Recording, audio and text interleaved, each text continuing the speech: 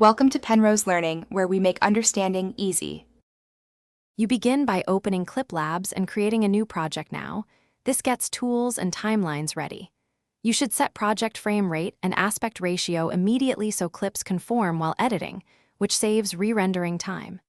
Import media next. Drag and drop or use bulk import to keep organization consistent.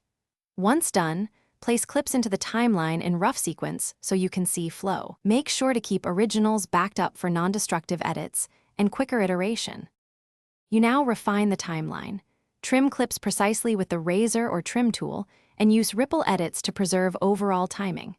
Adjust audio levels and layer tracks so dialogue, music, and SFX stay clear.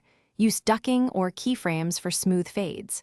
For visuals, apply color presets for speed, then tweak curves and white balance to match shots, because consistent color prevents jarring cuts.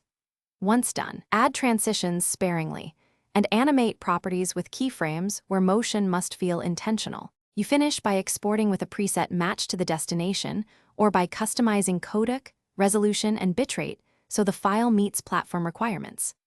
Before finalizing, preview the render in the player and check an export log for warnings to ensure integrity. If the export fails or frames drop, clear the media cache and relink any missing files, then run a short test render at lower bitrate. This isolates hardware or file corruption problems. Make sure to archive the project and source files after a successful export. Thanks for watching. If this was helpful, leave a like and consider subscribing. See you next time.